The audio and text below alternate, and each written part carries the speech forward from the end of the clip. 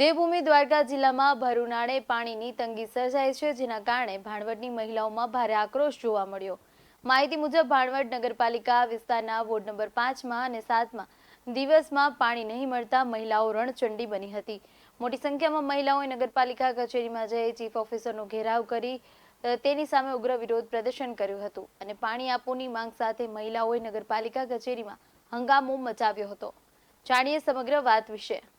ભાણવડ શહેરની અંદર તકિયાપાડાની અંદર આજ 7 દિવસથી આ પાણી આવેલ નથી। અમે બાજુ બધું રજૂઆત કરવા આવ્યા તો સાહેબ એમ કહે છે કે ઉપરથી પાણી બંધ છે। આજ 2 દિવસથી તો પાણી નથી ટાંકાની કે કોઈ પણ સગવડ કાંઈ કરતા તો 8 દિવસ પાણી નથી આવતા। હવે ખૂબ ગરમી છે, એમાં અમારા છોકરાને બાલ બચ્ચાને અમે ક્યાં મૂક્યા? અમે પાણી નથી આપતા, અમારે શું કરવું? ને વેરાની પહોંચવું, વેરા મૂકી દે, પાણી નહીં તો વેરા નહીં।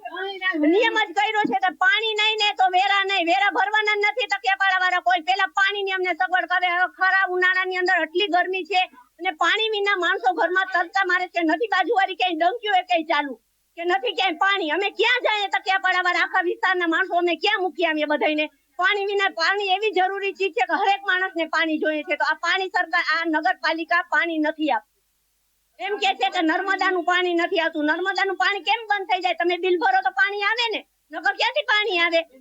તો શું આ પ્રજાને ભોગવવાનું બધું? 3 દિવસથી તકિયાવાડામાં કોઈ કચરાવાળું આવ્યું નથી કોઈ વારવા વાળા આવ્યા।